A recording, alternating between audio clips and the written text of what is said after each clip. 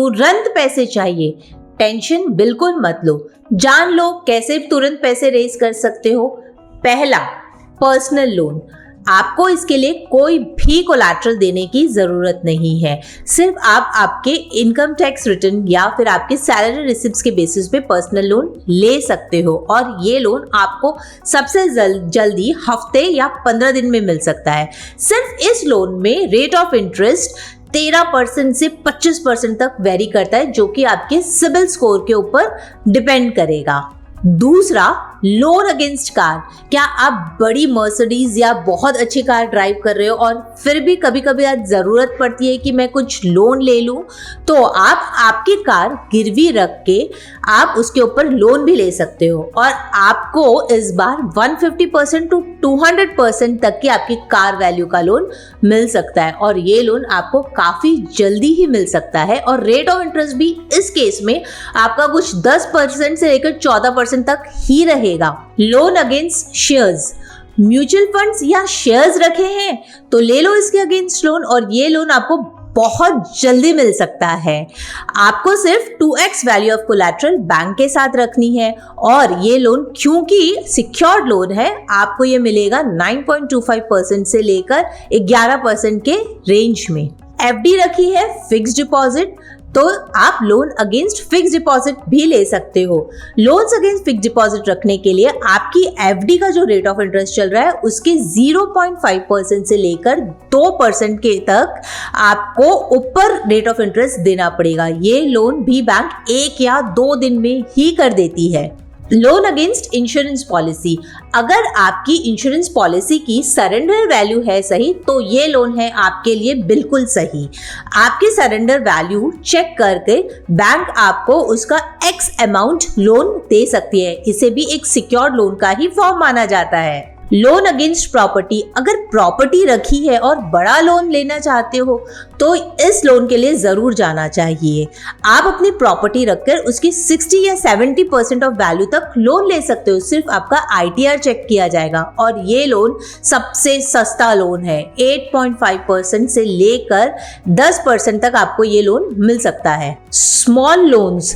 अभी मार्केट में इतने सारे ऐप्स हैं जो आपको छोटे छोटे लोन दे रहे हैं। आपको लाख रुपए का लोन चाहिए, 5 लाख का चाहिए, 10 लाख का चाहिए।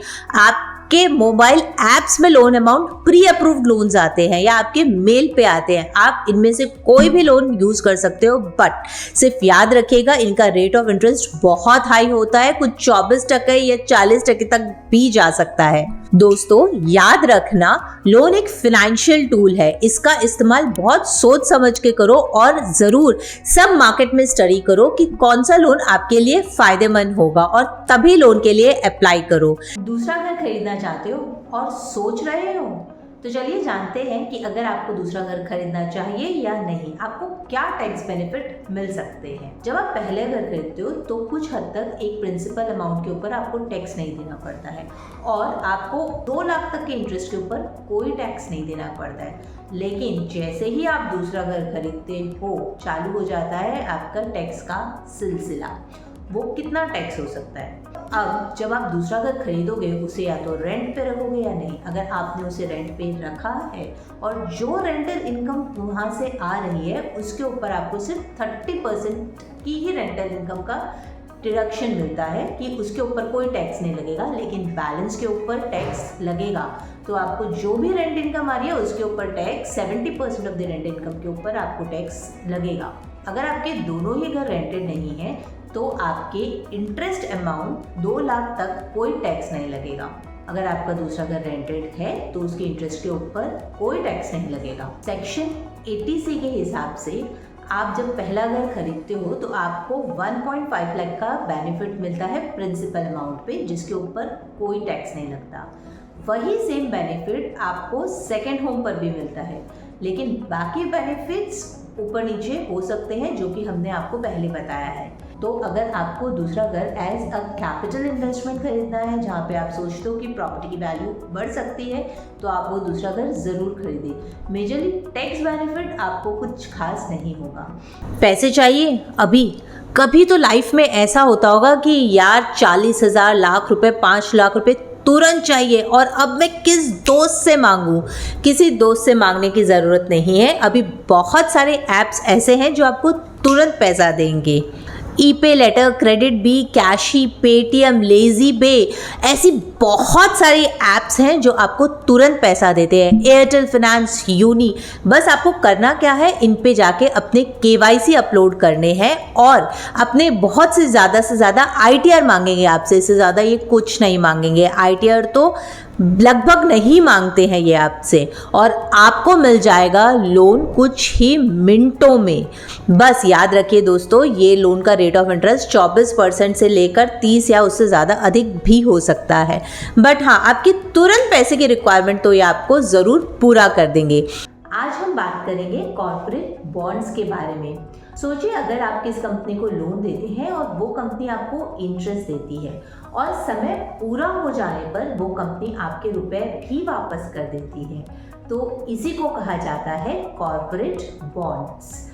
बॉन्ड्स में हम किसी कंपनी में इन्वेस्ट करते हैं और वो कंपनी बदले में हमको देती है रिटर्न। अगर आप स्टॉक मार्केट में इन्वेस्ट करते हैं तो आप बन जाते हैं उस कंपनी के share holders.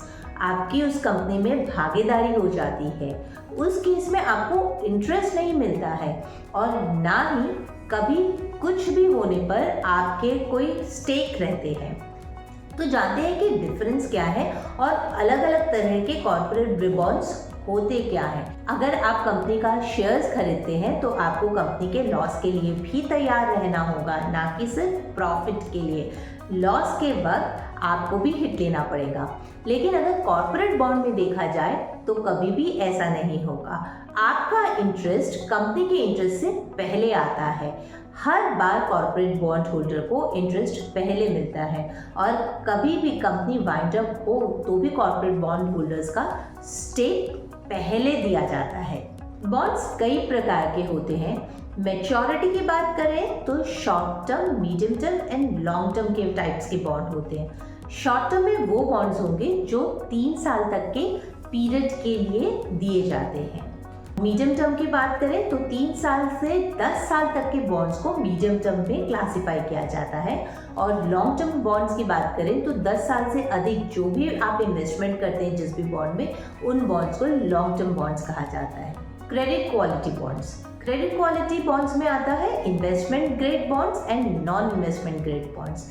Investment grade bonds की बात करें तो अगर आप जिस कंपनी में इन्वेस्ट कर रहे हैं उसकी क्रेडिट रेटिंग बहुत अच्छी है तो उसे इन्वेस्टमेंट ग्रेड बॉन्ड कहा जाएगा।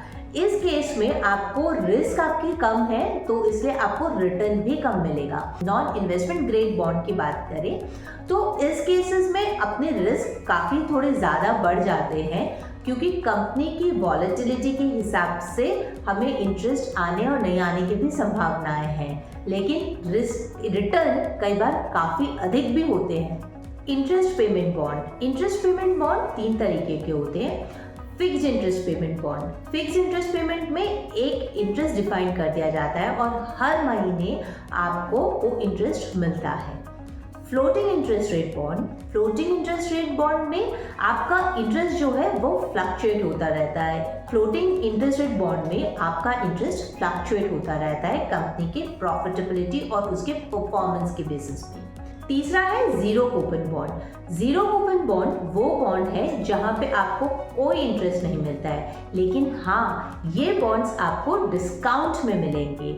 यानी कि अगर वो बॉन्ड 100 रुपए का है तो आप उसे 60 रुपए, 70 रुपए में जो भी डिस्काउंट रेट्स हैं उसमें खरीद पाएंगे और मेच्योरिटी के वक्त मिलेंगे आपको पूरे 100 रुपए। बॉन्ड्स को सिक्योर्ड और अनसिक्योर्ड बॉन्ड्स में भी क्लासिफाई किया जाता है। अगर सोचिए कि कंपनी का दिवालिया निकल गया तो बॉन्ड होल्डर्स क्या करेंगे? अगर उस बॉन्ड होल्डर्स के पास कंपनी के कुछ एसेट्स हैं जो वो लिक्विडेट करके अपना पैसा ले सकते हैं तो उसे कहा जाएगा सिक्योर्ड बॉन्ड्स। अनसिक्योर्ड बॉन्ड में कंपनी के कोई एसेट्स आपको मैप नहीं, अनसिक्योर्ड बॉन्ड में कंपनी के कोई एसेट आपको मैप नहीं किए जा सकते हैं, लेकिन हाँ अनसिक्योर्ड बॉन्ड्स में भी जो बॉन्ड होल्डर है उसके स्टेक कंपनी के डायरेक्टर या प्रमोटर से पहले ज़्यादा होगा। आज हम बात करेंगे कॉस्ट मैनेजमेंट स्ट्रैटेजीज के बारे में। स्टार्टअप का ज़माना है और काफ़ी सारे एंटरप्रेन्योर्स काफ़ी नई कंपनीज लेकर आ रहे हैं, बट इन सब में देखा जाए तो इन सब कंपनीज को कॉस्ट कैसे मैनेज किया जा सकता है, इसकी ज़रूरत है। तो आइए जानते हैं कुछ ऐसी टिप्स के बारे में। पहला, समझदार बनिए। हर खर्चे को बेहतरीन तरीके से जान लें। कुछ भी एक्सपेंसेस कर रहे हैं या कुछ भी डिसीजंस ले रहे हैं तो ये चेक करें कि वो कितना महंगा पड़ेगा या उसकी कॉस्ट क्या है। वो इवैल्यूएट करने के बाद ही डिसीजन लें। दूसरा, बजट बनाना ना भूलें। आपकी कंपनी का 1 साल का या आने वाले 5 साल का प्रॉपर बजट आपके पास होना चाहिए। क्या आपके फिक्स एक्सपेंसेस है, क्या आपके वेरिएबल एक्सपेंसेस है, कितना खर्चा लगेगा। ये बजट आपको बहुत क्लैरिटी दे देगा कि आपको कमाना कितना है या आपको इन्वेस्टमेंट कितनी रेज करनी है। तीसरा, खर्चे को जानिए, यानी कि आपके फिक्स एक्सपेंसेस क्या है या फिर आपके वेरिएबल एक्सपेंसेस क्या है। रेंट जैसी चीज़ें आप अपने फिक्स एक्सपेंसेस में रखिए, सैलरीज आप वेरिएबल एक्सपेंसेस में रखिए और जितना नेगोशिएट कर पाए सैलरीज को वेरिएबल पे आउट्स के साथ लिंक इन करिए। चौथा, ब्रेक इवन पॉइंट ढूंढिए। आपकी कंपनी का आपको ब्रेक इवन पॉइंट देखना है कि ऐसा कौन सा स्टेज है जहां पे आपकी company no profit no gain पर आ सकती है। वो ब्रेक इवन पॉइंट आपकी कंपनी के लिए ज़रूरी होगा। 5वां सूत्र, फिक्स एक्सपेंसेस कम करें। अपनी कंपनी के जहां तक फिक्स एक्सपेंसेस होते हैं उनको कम करें। अगर कंपनी का रेंट कॉस्ट बहुत हाई है तो उसे कम करें। अगर आप कोई भी वीवर्क जैसे प्लेसेस में शिफ्ट हो सकते हैं जहाँ पे आपका कॉस्टिंग कम लगे तो वो डिसीजन ले। इनिशियल स्टेज में जितना कम फिक्स कॉस्ट हो उतना ही अच्छा है। 6वां सूत्र, वेरिएबल खर्चे पर नज़र रखें। कई बार ऐसा होता है कि वेरिएबल खर्चे अचानक से बहुत शूट अप कर जाते हैं, तो आपको पूरे साल के वेरिएबल खर्चे पर नज़र भी रखनी है। 7वां सूत्र, टेक्नोलॉजी की मदद लो। बहुत सारी ऐसी टेक्नोलॉजीज है जो आपके पूरे साल के खर्चे का हिसाब किताब आपको दे सकती है। ज़रूरी नहीं कि आप टेक्नोलॉजी पर बहुत ज़्यादा खर्चा करें, कम कॉस्ट में जो टेक्नोलॉजी यूज़ कर सकते हैं ज़रूर करें। दोस्तों, ये सारी स्ट्रैटेजीज आपको ऐसा नहीं कि एक ही समय अपनानी है, ये हर साल हर समय अपनानी है, तो इनको अपनी डेली रूटीन में ले आए। आज हम बात करेंगे एक फाइनेंशियल टर्म की जिसका नाम है इकोनॉमिक मोड। तो आइए जानते हैं ये क्या है।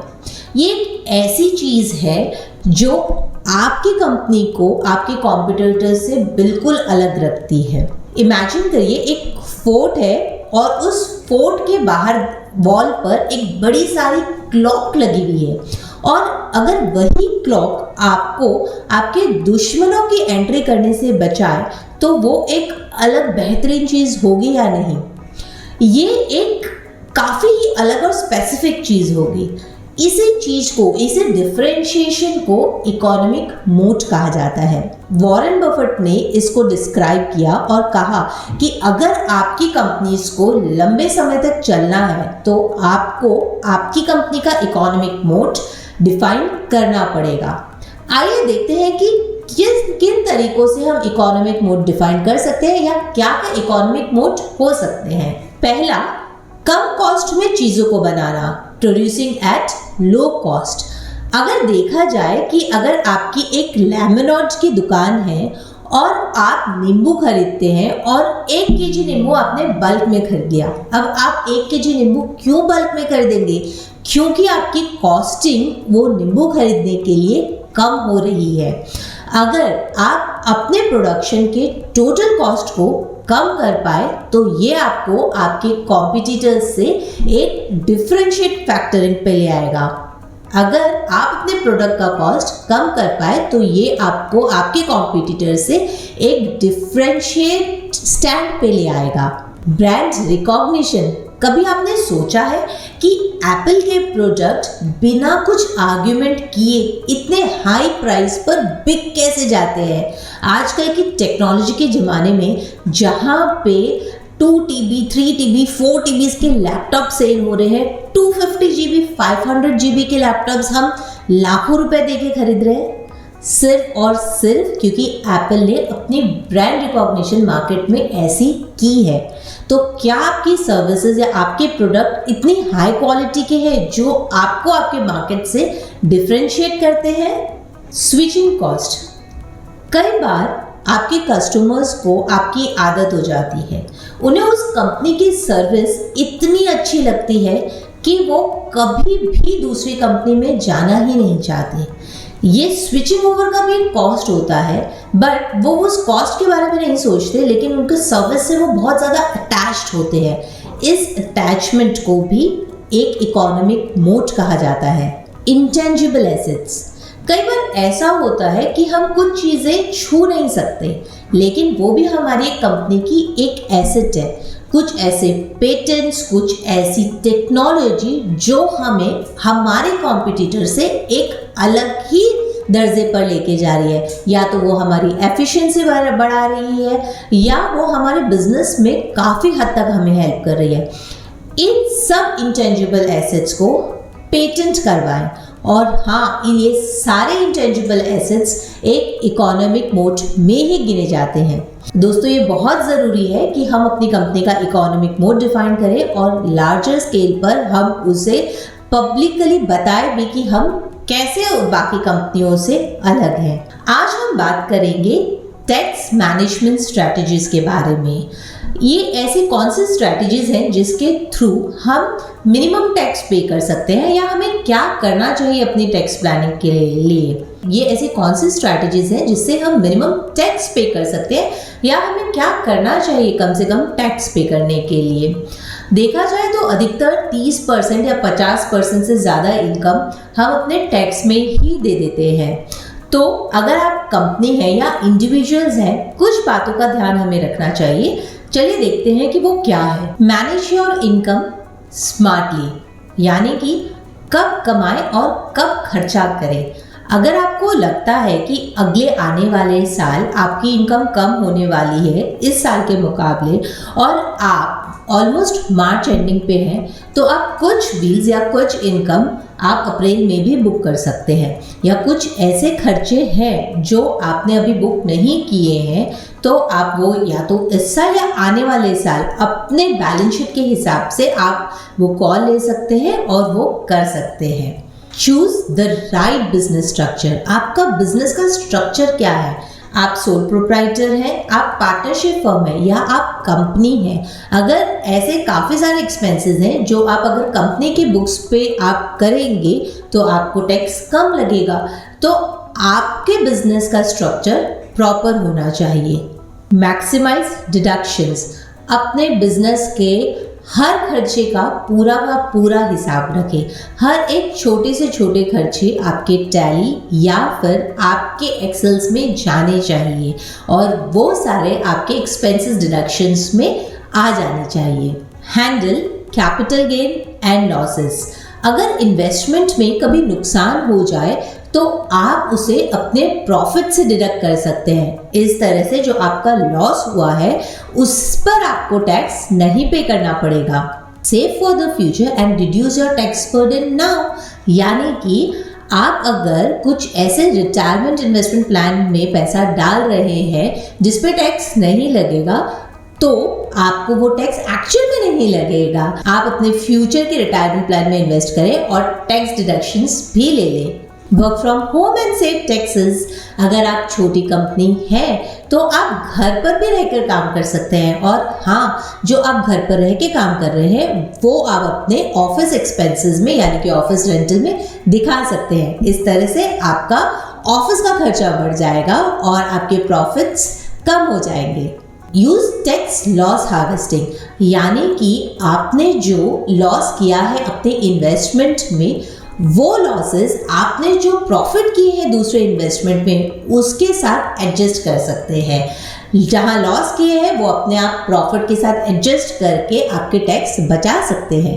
Do charity and save taxes.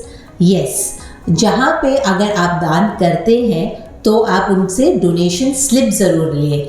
तो आपकी जो भी डोनेशन स्लिप्स होती है गवर्नमेंट उस पर रिबेट देती है कि आपको उसके ऊपर टैक्स नहीं लगेगा। Be friend with the tax laws.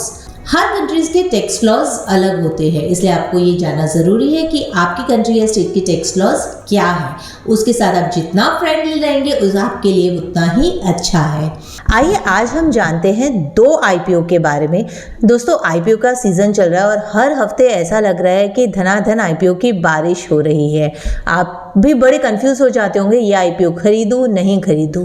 डीआरएच भी होता है 200-400 पेज का, जहाँ पे क्रक्स जानना बड़ा ही मुश्किल होता है। इसलिए हमने सोचा कि हम आप तक वो क्रक्स 2 मिनट 3 मिनट में अगर आप ये वीडियो देख लें तो आपको वो एक्चुअल में क्रक्स पता चल जाए कि कंपनी प्रॉफिटेबल है, लॉस मेकिंग है, पूरा आईपीओ की स्टोरी क्या है। हमारा पर्पस सिर्फ और सिर्फ आप तक एक्चुअल नंबर्स और एक्चुअल चीजें पहुंचाना है। हम अभी जानते हैं पहले आईपीओ के बारे में, Brainbees solutions limited. Brainbees actually FirstCry का ब्रांड है। आपने सुना होगा कि मदर प्रोडक्ट्स में कोई नहीं था और काफी साल पहले ब्रेनबीज चालू हुई थी, जहां पे ये बड़ी पॉपुलर थी फर्स्ट क्राई के नाम से। और सारे के सारे सर्विसेज या सारे के सारे प्रोडक्ट्स जो मदर को प्रेगनेंसी के वक्त चाहिए होते हैं, ये सब में एंटर कर गए और काफ़ी अच्छा काम किया है इसमें। तो मदर, बेबीज़, किड्स, मदर से चालू होते होते इन्होंने बेबीज़ और किड्स प्रोडक्ट्स कोई भी ऐसा सेगमेंट नहीं छोड़ा कि जहाँ पे फर्स्ट क्राई नहीं पहुँचा हो। Retail model, company owned model, ऐसे बहुत सारे कंपनीज के आउटलेट्स भी है। फर्स्ट क्राई की एक और अच्छी बात है, ये सिर्फ इन्होंने अपने आप को इंडिया में लिमिटेड नहीं रखा, इन्होंने अपने आप को यूएई में भी पहुँचा दिया और दूसरी कंट्रीज में भी पहुंचा दिया। कंपनीज शेयर्स डाइल्यूट करती गई और कंपनीज में काफ़ी इक्विटी आती गई। अब हम जानते हैं कि कंपनी के ओनर कौन है। 2010 में कंपनी चालू हुई थी और दोस्तों 14 साल में इतनी बड़ी कंपनी खड़ी करना कोई भी मामूली बात नहीं है। सुपम महेश्वरी हैं इसके ओनर और सुपम महेश्वरी के आज की तारीख में स्टेक बहुत लो है, 5.94%। यानी कि कंपनी जब भी स्टैब्लिश हुई, क्योंकि कंपनी को पैसे की ज़रूरत थी, तो कंपनी अपनी इक्विटी डाइल्यूट करती गई और एक वैल्यूएशन बहुत अच्छा बना लिया है कंपनी ने। और आज जो ओनर है ऑलमोस्ट सारे ही शेयर्स डाइल्यूट कर चुके हैं और खाली 6% ऑफ शेयर्स इनके पास रहे। तभी सेबी की अगर आप जब गाइडलाइन पढ़ेंगे या सेबी के आप जब आरएचपी पढ़ेंगे तो सेबी इस कंपनी में किसी को भी प्रमोटर नहीं मान रहा है और कहीं पे भी ऐसा कुछ डिक्लेयर्ड नहीं है। ये देखिए यहाँ पे सेबी ने लिखा है कि does not identify promoter in terms of SEBI ICDR regulations and the company. But हमने आपको ऑलरेडी बता दिया है कि कंपनी किसने चालू की और किस हद तक कंपनी आगे बढ़ चुकी है। अगर आप ये चार्ट देखते हैं तो इस चार्ट में आपको काफ़ी सारे इन्वेस्टर्स देखेंगे और ये टोटल इन्वेस्टर्स हो जाते हैं लगभग 17 से 18। 25% SVF फ्रॉग केमिन लिमिटेड का शेयर्स है इस कंपनी में और M&M का शेयर्स है 10.97। रेस्ट जो सब शेयर्स है 8, 5, 3, 2 ऐसे लेके बैठे हैं। कंपनी का टर्नओवर है कुछ 6,575 करोड़ और कंपनी ने लगभग 100% की ग्रोथ की है। इन टर्म्स अगर हम 3 साल के नंबर्स देखें तो मोर देन 100% की कंपनी ने ग्रोथ की है। बट अगर हम कंपनी के फाइनेंशियल्स बहुत डिटेल में देखें तो कंपनी में लॉसेस हैं और कंपनी के जो लॉसेस हैं वो आने वाले मतलब पिछले सालों से चले ही जा रहे हैं। एबिटा लेवल पे कुछ साल में लॉस है, कुछ साल में नहीं है। मार्च 2022 में 97 करोड़ का एबिटा प्रॉफिट था, 23 में वापस लॉस था और 24 में देखें तो 164 करोड़ का एबिटा प्रॉफिट था। बट अगर हम पैट लेवल की बात करें तो तीनों ही साल में एबिटा लॉस है। 23 में 488 करोड़ का लॉस था और 24 में 322 करोड़ का लॉस है। तो लॉसेस तो कंपनी में है, कंपनी ने मार्केट बहुत अच्छा कैप्चर कर लिया है, but in terms of books या प्रॉफिटेबिलिटी कंपनी आज दिन तक sustainable in terms of profit नहीं हो पाई है। नेटवर्थ देखें तो कंपनी के अंदर कुछ 3,170 करोड़ के रुपए अभी तक आ चुके हैं, दिस इज इंक्लूडिंग प्रॉफिट। तो प्रॉफिट तो कंपनी में कभी हुआ नहीं है, तो इससे ज़्यादा ही रुपए आए होंगे और हर साल जो भी लॉसेस हो रहे हैं वो नेटवर्थ से इरोड हो रहा होगा। कंपनी का लिवरेज रेशियो 1.29 का है, जो कि अच्छा लिवरेज रेशियोज है। कैश में कंपनी बेचती है, डेटर साइकिल बहुत कम है, तो 15 ही दिन की डेटर साइकिल है। कंपनी को इन्वेंट्री स्टॉकिंग करनी पड़ती है क्योंकि जो प्रोडक्ट्स बनते हैं अब ये कहीं से खरीद के भी असेंबल करते हैं, तो इनको स्टॉकिंग तो करनी पड़ेगी। अगर स्टॉकिंग नहीं करेंगे तो जब भी रिक्वायरमेंट्स होंगी और रिटेल में है तो वो रिटेल मार्केट को कैप्चर करना बड़ा ही डिफिकल्ट हो जाएगा। अब हम कैश फ्लो की बात करें तो ऑपरेशन से कैश फ्लो बिल्कुल नेगेटिव है। कंपनी आज दिन तक जो भी प्रॉफिट या कंपनी का कैश फ्लो आज दिन तक जो भी चल रहा है वो इन्वेस्टिंग और फाइनेंसिंग एक्टिविटी से ही चल रहा है। कंपनी का आईपीओ आ रहा है लगभग 4000 करोड़ का, 4193 करोड़, और इसमें से कंपनी ऑफर फॉर सेल में अगर हम बात करें तो ऑफर फॉर सेल है कुछ 2500 करोड़ का। 2000 करोड़ का कंपनी में पैसा जा रहा है और ये कंपनी में पैसा काफ़ी सारी चीज़ों के लिए यूज़ होगा। आईपीओ की लिस्टिंग डेट है 6 से 8 अगस्त और रिटेल इन्वेस्टर के लिए 14,000 रुपये का लॉट है, कुछ 14,880, जिसमें 32 शेयर्स मिलेंगे। प्राइस बैंड है 440 रुपये से 465 तक का। अगर हम बात करें कि आपको फर्स्ट ट्राई का आईपीओ खरीदना चाहिए या नहीं, तो ये आपका कॉल रहेगा। कंपनी में फाइनेंशियल्स लॉस मेकिंग है, बट कंपनी के ब्रांड पे जाए तो कंपनी का ब्रांड बहुत बड़ा है।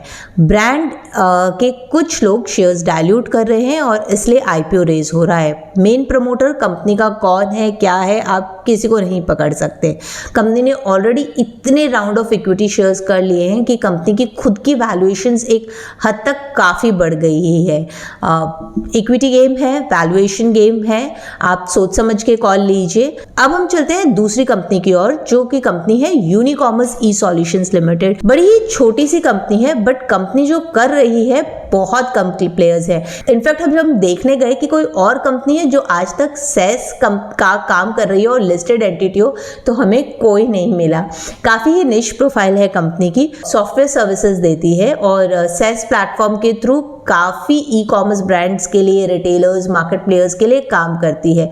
इनके मार्की क्लाइंट्स के बारे में बात करें तो Lenskart, Fabindia, Mamaearth, Emami, Sugar, boAt, Protinex, PharmEasy, GNC, Cello, Urban Company clients की बौछार है। क्लाइंट कम नहीं है, आपको सारे लिस्टेड एंटिटीज़ और बड़े एंटिटीज़ इनके आपको क्लाइंट लिस्ट में मिलेंगे। 2012 में कंपनी इनकॉर्पोरेट हुई थी और 2012 में इनकॉर्पोरेट होने के बाद यानी कि 12 साल में कंपनी का टर्नओवर आज की तारीख में 100 करोड़ के आसपास है। डायरेक्टर्स इस कंपनी के हैं मनोज कुमार कोहली, ये तो इंडिपेंडेंट डायरेक्टर है, बट जो मेन चेयरमैन है वो है कपिल मखीजा, जो कि एमडी हैं कंपनी के, और इन्होंने कंपनी चालू की थी और कंपनी को इस लेवल पे लेके आए हैं।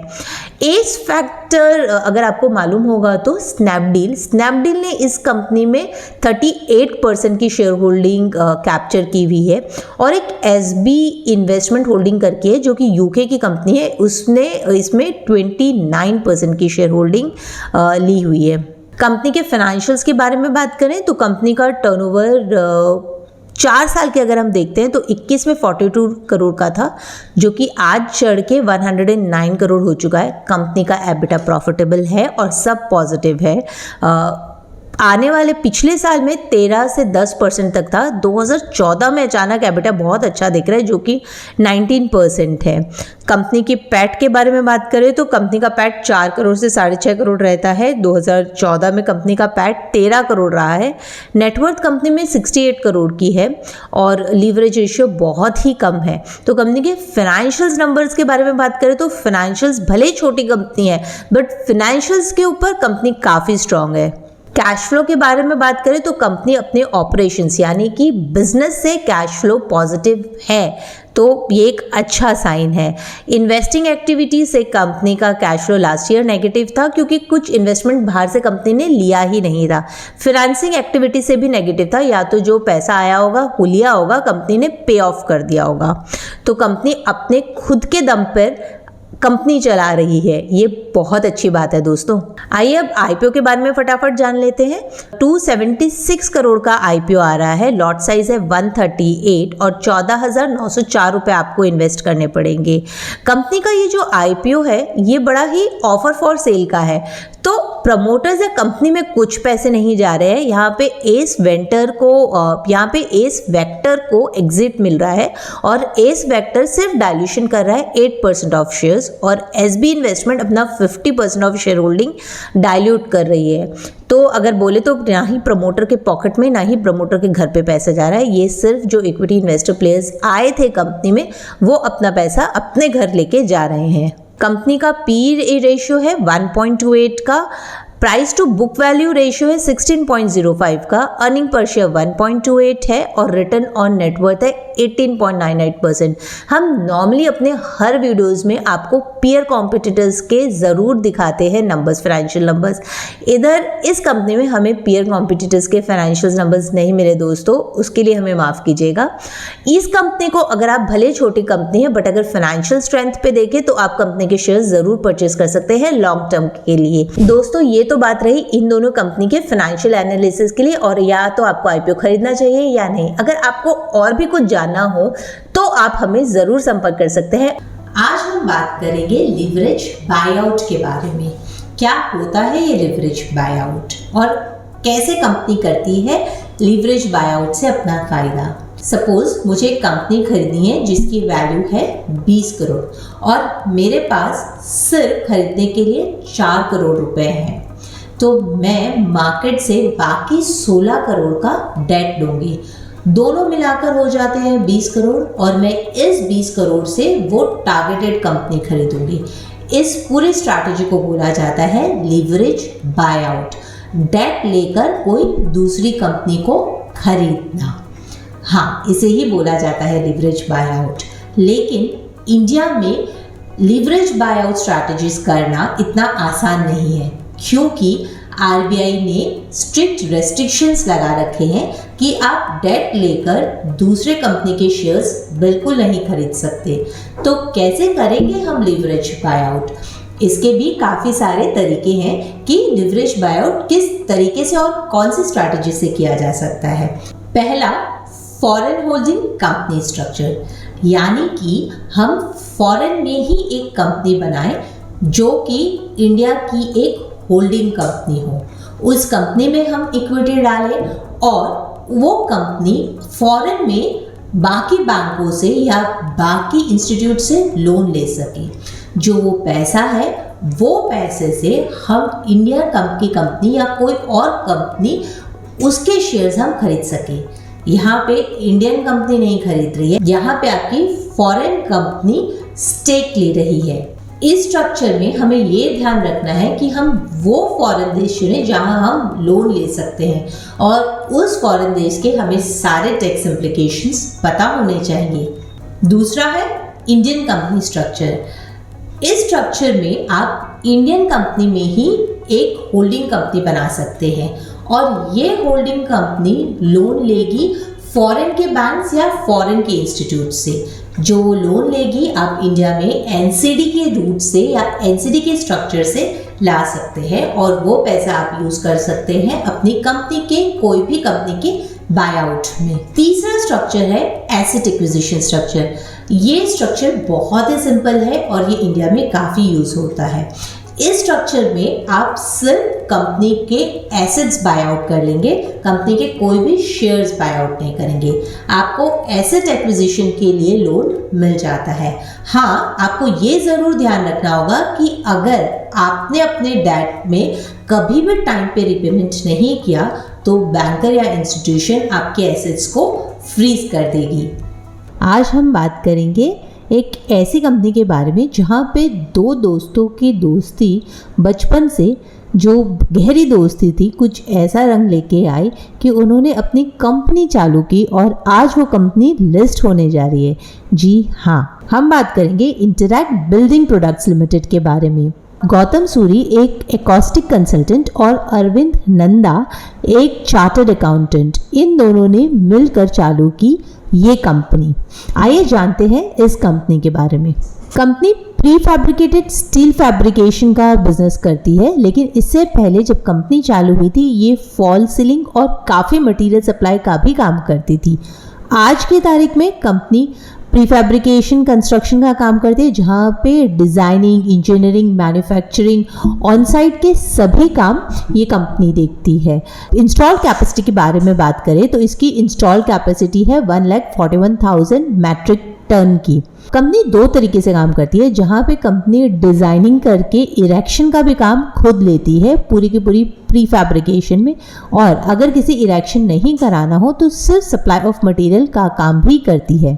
कंपनी का हेडक्वार्टर्स दिल्ली में है और इस कंपनी की रेटिंग क्रिसिल ने A की है। 2007 देखें तो कंपनी के लिए एक बहुत ही महत्वपूर्ण समय रहा है, जब कंपनी में एक इक्विटी इन्वेस्टमेंट आया था और कंपनी ने अपनी सप्लाई भी साउथ में चालू की थी।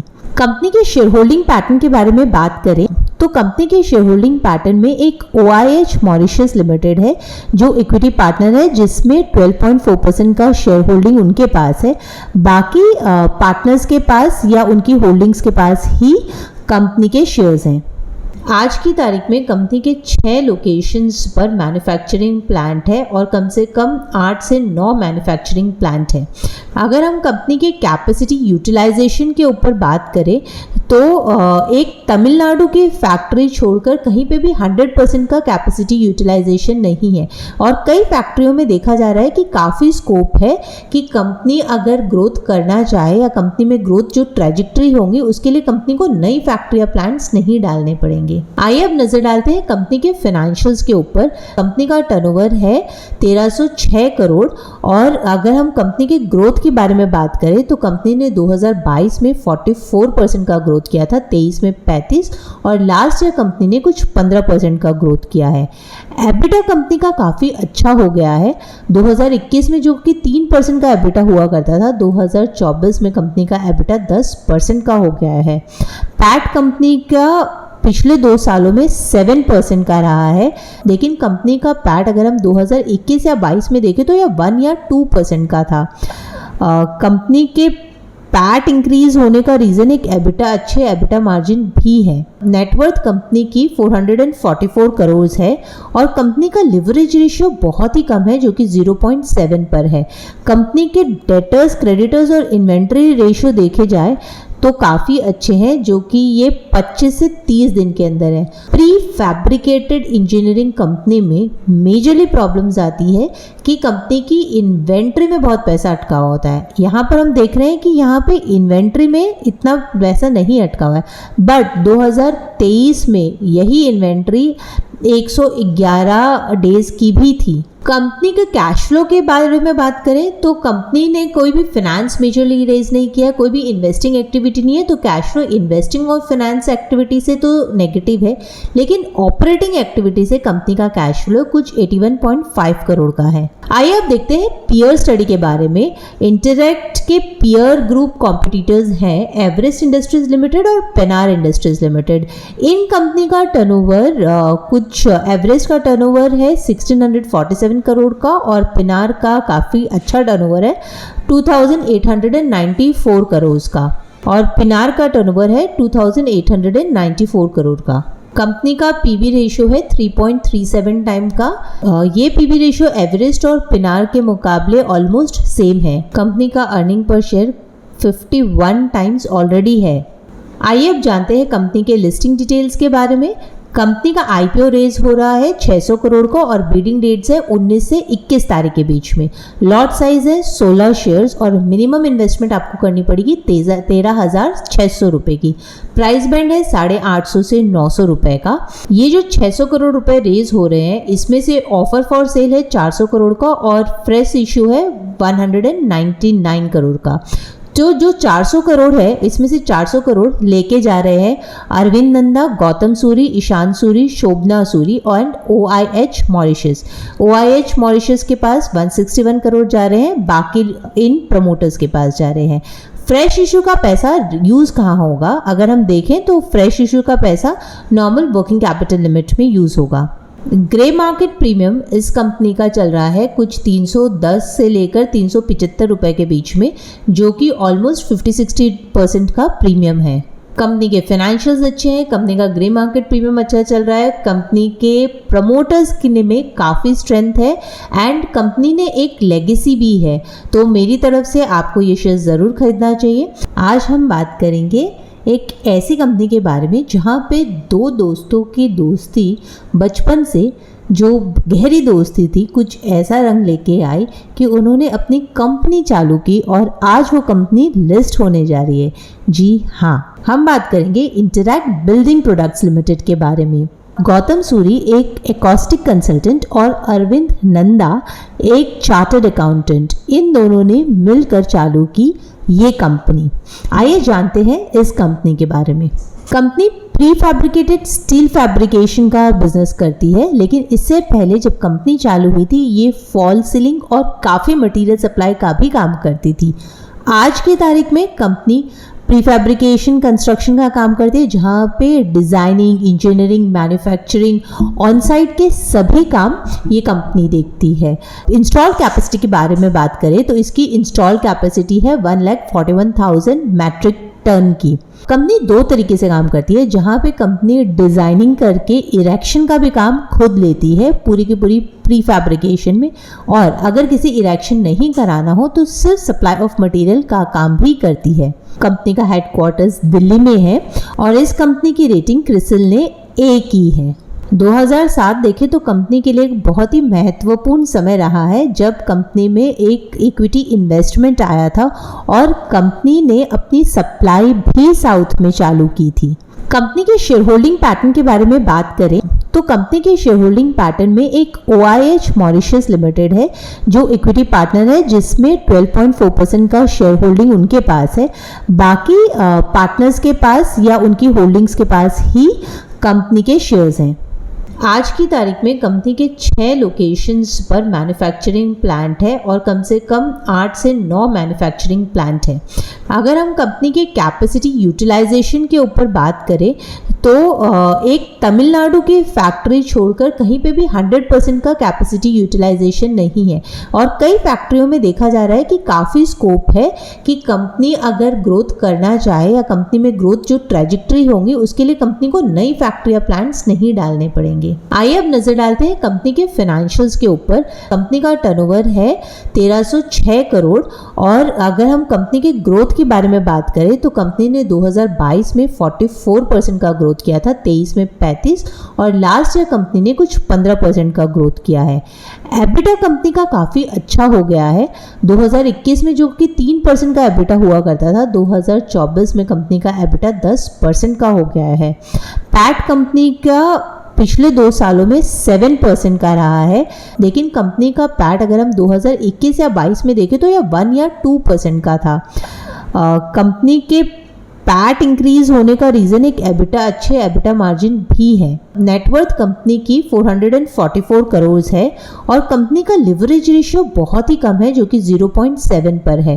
कंपनी के डेटर्स, क्रेडिटर्स और इन्वेंट्री रेशियो देखे जाए तो काफ़ी अच्छे हैं, जो कि ये 25 से 30 दिन के अंदर है। प्री फैब्रिकेटेड इंजीनियरिंग कंपनी में मेजरली प्रॉब्लम्स आती है कि कंपनी की इन्वेंट्री में बहुत पैसा अटका हुआ होता है। यहाँ पर हम देख रहे हैं कि यहाँ पे इन्वेंट्री में इतना पैसा नहीं अटका हुआ है, बट 2023 में यही इन्वेंट्री 111 डेज की भी थी। कंपनी के कैश फ्लो के बारे में बात करें तो कंपनी ने कोई भी फाइनेंस मेजरली रेज नहीं किया, कोई भी इन्वेस्टिंग एक्टिविटी नहीं है, तो कैश फ्लो इन्वेस्टिंग और फाइनेंस एक्टिविटी से तो नेगेटिव है, लेकिन ऑपरेटिंग एक्टिविटी से कंपनी का कैश फ्लो कुछ 81.5 करोड़ का है। आइए अब देखते हैं पीयर स्टडी के बारे में। इंटरैक्ट के पीयर ग्रुप कॉम्पिटिटर्स हैं एवरेस्ट इंडस्ट्रीज लिमिटेड और पेनार इंडस्ट्रीज लिमिटेड। इन कंपनी का टर्नओवर कुछ एवरेस्ट का टर्नओवर है 1647 करोड़ का और पिनार का काफ़ी अच्छा टर्नओवर है 2894 करोड़ का, और पिनार का टर्नओवर है 2894 करोड़ का। कंपनी का पीबी रेशियो है 3.37 टाइम का।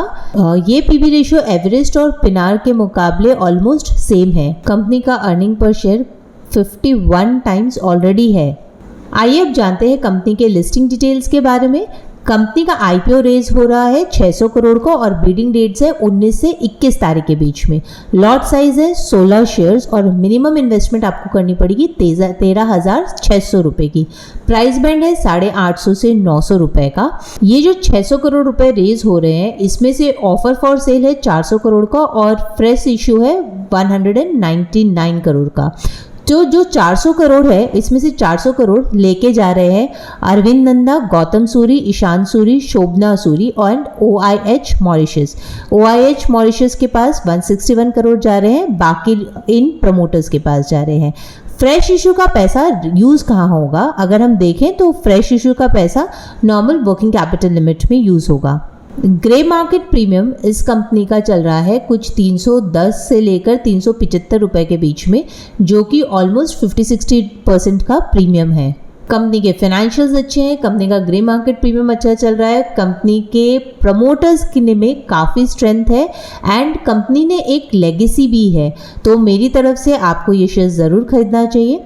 आज हम आपके पास फिर लेकर आ गए हैं एक आईपीओ के बारे में जो कि ऑलरेडी लॉन्च होने वाला है।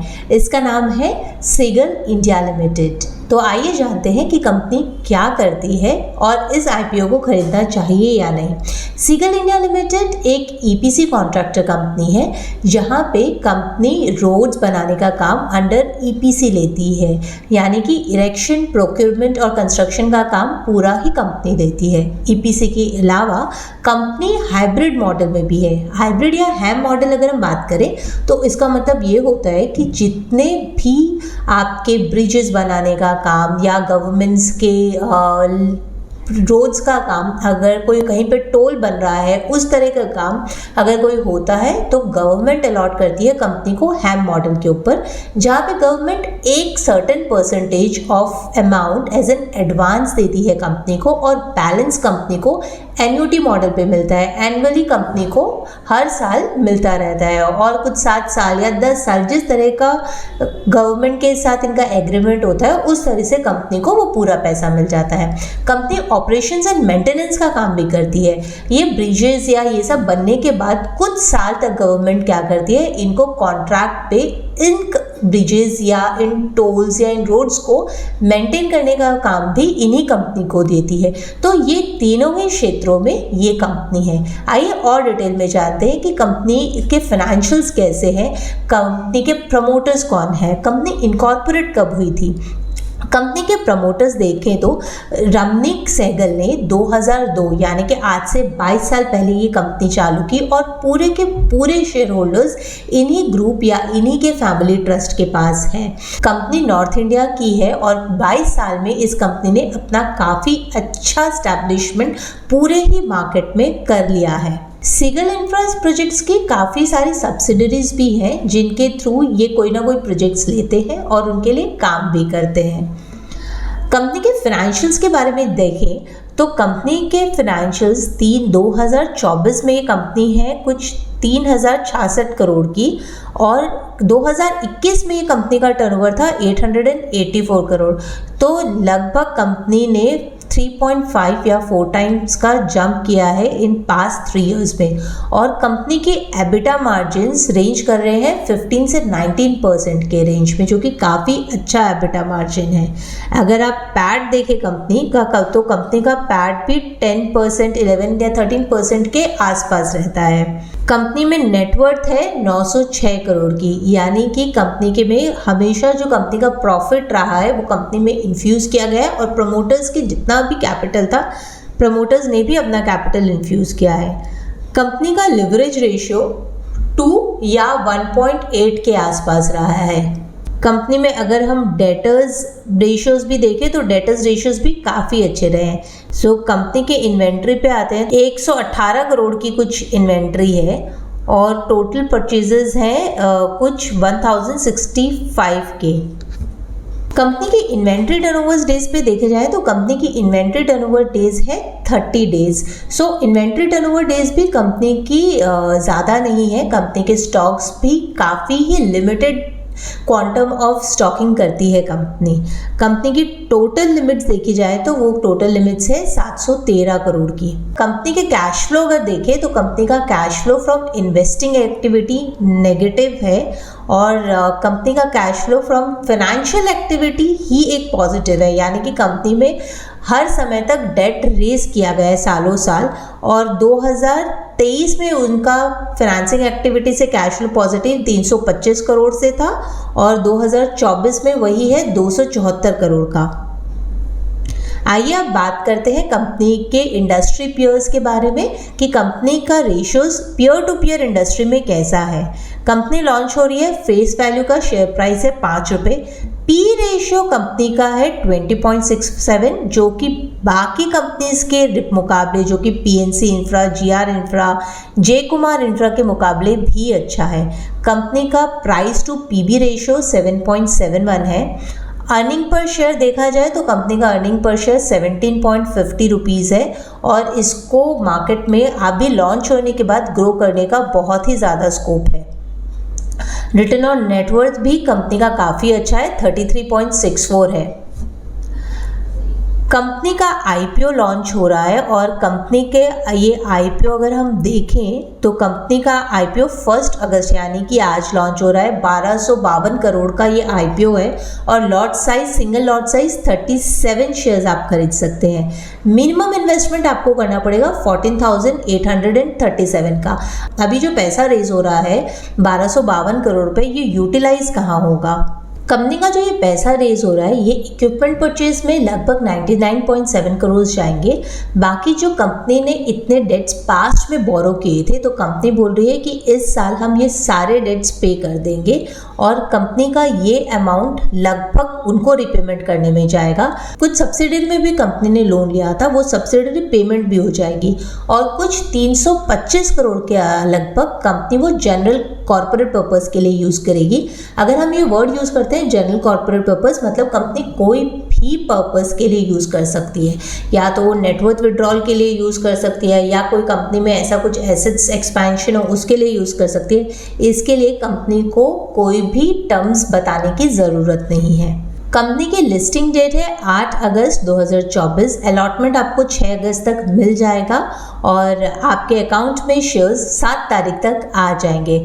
अगर आप ओवरऑल कंपनी के फाइनेंशियल्स के बारे में बात करें तो आपको ज़रूर इस शेयर्स को खरीदना चाहिए, क्योंकि अगर हम फाइनेंशियल्स देखें, कंपनी के काम देखें या कंपनी ने आज तक कितने कॉन्ट्रैक्ट्स इन हैंड है, अगर हम वो भी देखें तो कंपनी काफ़ी अच्छा कर रही है। कंपनी के पास आज की डेट में कुछ 9,000 करोड़ के ऑर्डर्स भी हाथ में हैं और हर साल कंपनी का टर्नओवर ऑलमोस्ट 50% से बढ़ रहा है। जहाँ तक लीवरेज देखें तो कंपनी का लीवरेज रेशियोज भी बहुत अच्छे हैं, कहीं पे भी हमको स्टॉक ब्लॉकिंग या कहीं पे भी डेटर्स ब्लॉकिंग नहीं दिखती है। और अगर हम पीबी रेशियोज के बारे में भी बात करें तो वहाँ पे भी कंपनी का ग्रोथ काफ़ी अच्छा है। तो आप इस कंपनी के शेयर्स खरीद के लॉन्ग टर्म इन्वेस्टमेंट के पर्पस से भी रख सकते हैं। इसी तरह दोस्तों और फाइनेंशियल जानकारी के लिए या और फाइनेंशियल आईपीओ के कंपनी के बारे में पढ़ने या समझाने के लिए आप हमारे साथ संपर्क जरूर रखें। तुरंत पैसे चाहिए, टेंशन बिल्कुल मत लो, जान लो कैसे तुरंत पैसे रेज कर सकते हो। पहला, पर्सनल लोन। आपको इसके लिए कोई भी कोलैटरल देने की जरूरत नहीं है, सिर्फ आप आपके इनकम टैक्स रिटर्न या फिर आपके सैलरी रिसिप्ट्स के बेसिस पे पर्सनल लोन ले सकते हो और ये लोन आपको सबसे जल्दी हफ्ते या 15 दिन में मिल सकता है। सिर्फ इस लोन में रेट ऑफ इंटरेस्ट 13% से 25% तक वेरी करता है, जो कि आपके सिबिल स्कोर के ऊपर डिपेंड करेगा। दूसरा, लोन अगेंस्ट कार। क्या आप बड़ी मर्सिडीज या बहुत अच्छी कार ड्राइव कर रहे हो और फिर भी कभी कभी आज जरूरत पड़ती है कि मैं कुछ लोन ले लूं, तो आप आपकी कार गिरवी रख के आप उसके ऊपर लोन भी ले सकते हो और आपको इस बार 150% टू 200% तक की आपकी कार वैल्यू का लोन मिल सकता है और ये लोन आपको काफी जल्दी ही मिल सकता है। और रेट ऑफ इंटरेस्ट भी इस केस में आपका कुछ 10% से लेकर 14% तक ही रहेगा। Loan against shares, mutual funds या शेयर्स रखे हैं तो ले लो इसके अगेंस्ट लोन और ये लोन आपको बहुत जल्दी मिल सकता है। आपको सिर्फ 2x value of collateral bank के साथ रखनी है और ये लोन क्योंकि सिक्योर्ड लोन है आपको ये मिलेगा 9.25% से लेकर 11% के रेंज में। एफडी रखी है फिक्स डिपॉजिट, तो आप लोन अगेंस्ट फिक्स डिपॉजिट भी ले सकते हो। लोन्स अगेंस्ट फिक्स डिपॉजिट रखने के लिए आपकी एफडी का जो रेट ऑफ इंटरेस्ट चल रहा है उसके 0.5% से लेकर 2% के तक आपको ऊपर रेट ऑफ इंटरेस्ट देना पड़ेगा। ये लोन भी बैंक 1 या 2 दिन में ही कर देती है। लोन अगेंस्ट इंश्योरेंस पॉलिसी, अगर आपकी इंश्योरेंस पॉलिसी की सरेंडर वैल्यू है सही तो ये लोन है आपके लिए बिल्कुल सही।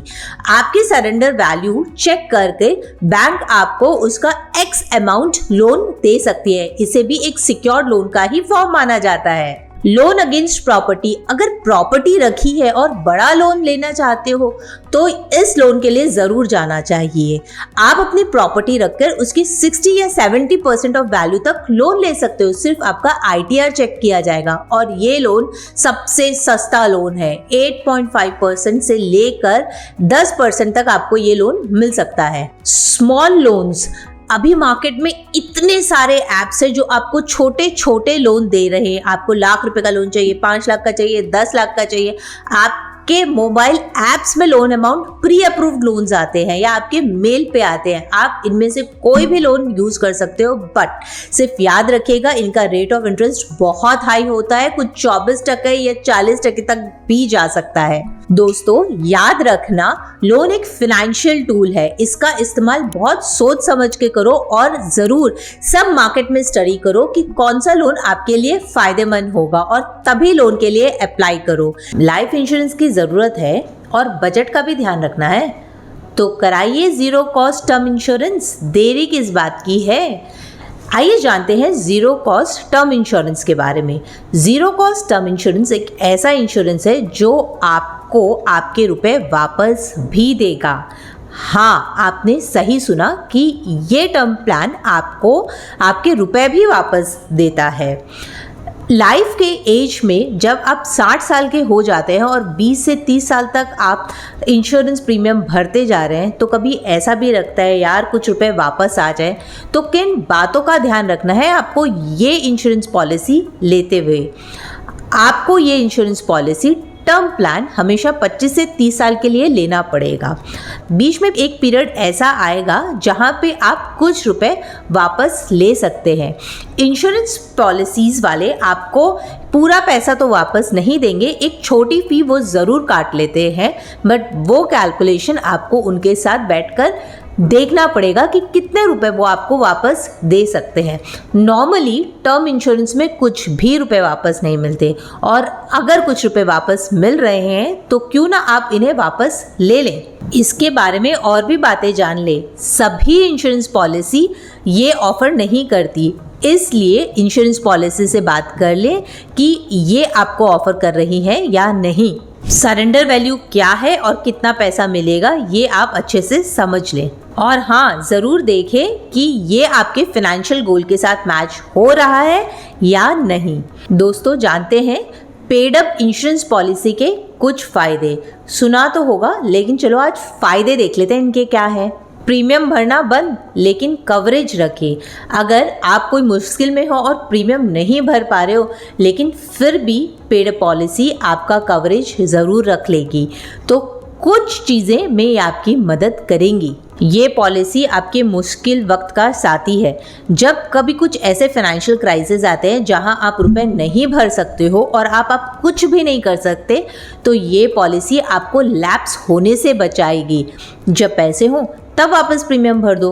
अधिकतर बाकी इंश्योरेंस पॉलिसी प्रीमियम ना भरने पर लैप्स हो जाती है। कम कवर, लेकिन कुछ तो है। आपातकालीन सिचुएशंस जब हम अपना प्रीमियम नहीं पे कर सकते तब ये इंश्योरेंस कवर को सरेंडर करके कुछ ना कुछ अमाउंट आपको ज़रूर मिल जाएगा। ध्यान दें, चार्जेस लग सकते हैं। ऐसा नहीं कि आपको इस इंश्योरेंस पॉलिसी में चार्जेस नहीं लगे, कुछ एक्स्ट्रा चार्जेस भी लग सकते हैं, लेकिन आप अपना रिस्क और अपना रिटर्न कैलकुलेट करके ये एक्स्ट्रा चार्जेस काउंट कर लें कि क्या आ रहा है। अपनी पॉलिसी को जिंदा रखें। पेड अप ऑप्शन लेकर आप ये इंश्योर कर सकते हैं कि आपकी पॉलिसी हमेशा एंड तक जिंदा रहे और कभी भी कोई भी सिचुएशन आए तो आपकी पॉलिसी मरे नहीं। घर खरीदने के लिए तो लोन बहुत लिया, क्या आपको पता है कि आपको घर बनाने के लिए भी लोन मिल सकता है? इसे कहते हैं होम लोन फॉर कंस्ट्रक्शन। करना क्या पड़ेगा आपको? बस कुछ चीजों का ध्यान रखना है। पहला, आपके पास एक अप्रूव्ड प्लान होना चाहिए कि आप घर कैसे बनाओगे। पूरा नक्शा एक आर्किटेक्ट के साथ बैठ के एक डिटेल्ड अप्रूव प्लान होना जरूरी है।